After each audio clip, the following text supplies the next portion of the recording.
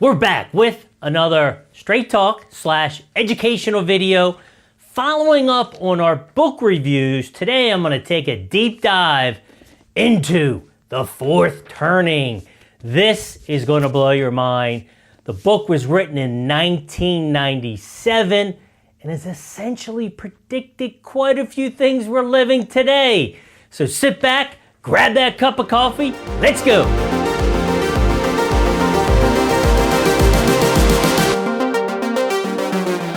Hello, this is Michael Loftus with Wealth and Wisdom TV, where education is the key to a successful financial future. First time here, I am a practicing financial advisor. So we do videos like this, straight talks, educational, market updates. So if you like what you hear, see, please do consider subscribing and smashing that like button. So last time around, we did a video with several of my favorite books. And I said I wanted to take a deep dive into The Fourth Turning. Okay, this book was actually written in 1997, and it's a crazy one. All right, so Neil Howe is one of the writers. He is part of the research firm that I utilize, so I have had an opportunity to hear from him many times. Finally got around to reading the book, and boy, this one was really a mind blower. So he is a demographer, okay, and he goes through periods of time. He's gone back actually to 1400s and has showed that each of them have 80-year blocks of history, okay, which is generally the lifespan of individuals, okay. Shows each of those 80-year blocks, but really digs deep into the U.S. cycle, the turnings, okay? And within each of those 80-year blocks, you have 4 20-year periods, okay? And each of those are a high, an awakening, okay, unraveling, and a crisis. All right, so let me grab my glasses here.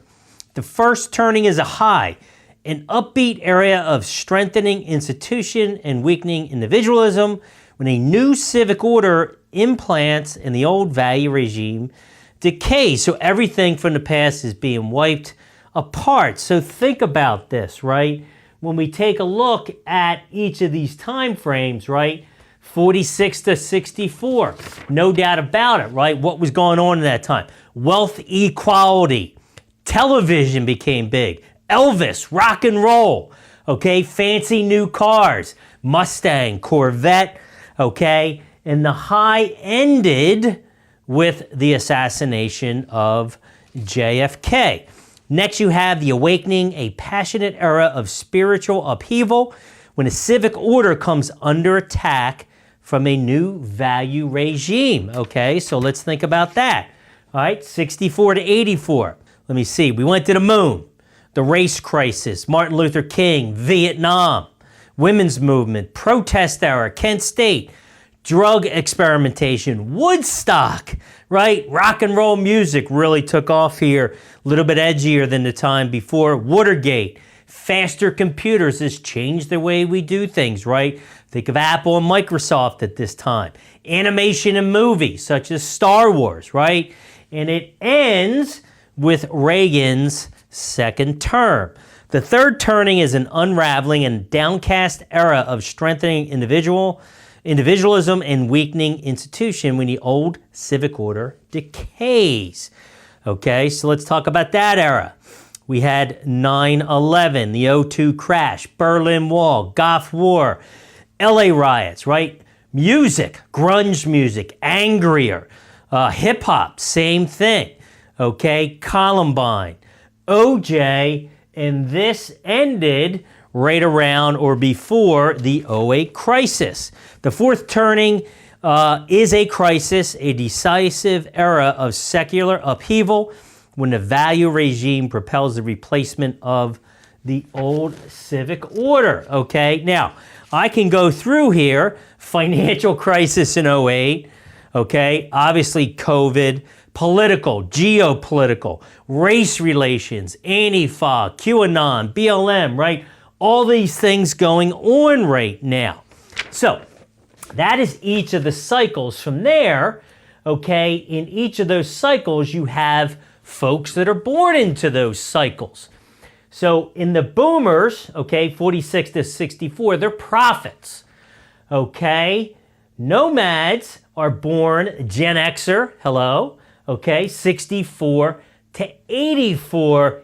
Heroes, okay, are the millennials, 1984 to 08. Now, the heroes are going to take us out of the next crisis. I'll show you that in a second. And then the next one is going to be the artists, the Gen Z, okay, 2008 to 26, 28. Okay, that's where you're going to see the next Bob Dylan, the next Joni Mitchell, whatever the case might be. Okay, you're going to have more of that era like you did over in the, because these artists actually fueled that period right there.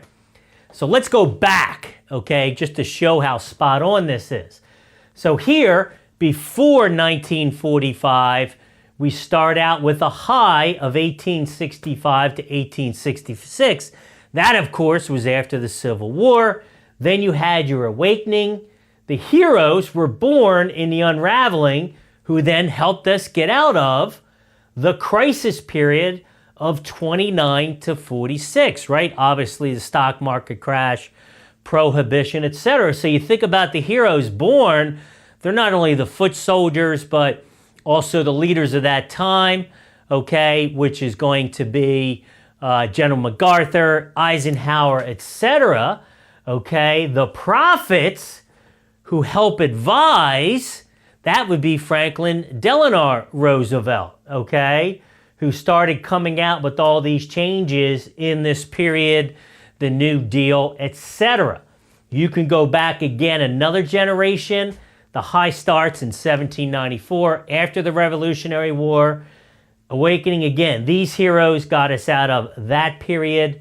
And then even back again, another generation, 1704, you keep going. And of course, the crisis was 1773 to 1794. But you think about the heroes who were born, okay, and the prophets, the Sam Adams, John Hancock, who were advising the young, the hero generation, to get us out of that crisis at that time. So let's go a little bit deeper into some of this, okay? So again, a new crisis, which is what we're living in now, okay, is a way to clear away the old and bring in new growth. One thing you may have noticed, each of the last three crises ended with some type of war. Not saying that's going to happen, but that is the case, okay? When you go over here of an unraveling, you think of 2002. They talk about, again, this book was written in 1997. They expected a market crash in 2002. Why? That's when baby boomers are 59 and a half. And then again at 62, the 08 crash, which affected them at that time as well.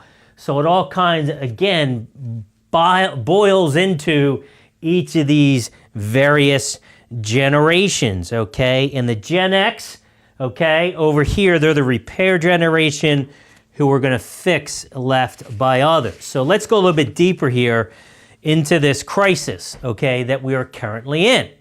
A crisis era begins with a catalyst, a startling event or a sequence of events that produces a sudden shift in mood. Once catalyzed, a society achieves regeneracy, a new contemporary that reunifies and re-energizes civic life, okay? So that's number one. So let's talk about what they predicted in 1997 that was going to happen. So what they said was in this book, the crisis when it's really going to hit its high is 2020. Hello, okay? Global terrorist group blow up an aircraft, announces possesses portable nuclear weapons, okay? Some type of war is going to be declared. Haven't seen that in this crisis yet. Obviously have some unsettling things happening in the Middle East. The CDC announces a spread of a virus. Holy creepy, right? Is that not crazy? Federal budget impasse. Obviously, we got $28 trillion deficit right now. Okay, neither going to back down. President declares emergency powers. Congress rescinds his authority. Dollar and bond prices plummet. Again, not saying this is happening. This is what he wrote in 1997. Growing anarchy through the former Soviet Republic prompts Russia to conduct training exercises around the border, specifically Lithuania. Okay, so let's talk about some other things that they talked about in this crisis. Economic distress with public debt and default. Okay, bankruptcy, mounting poverty and unemployment. Quite a bit of that right now. Trade wars, collapsing financial markets, hyperinflation. Well, you know, I've been talking about inflation and or deflation. Social distress. Yes.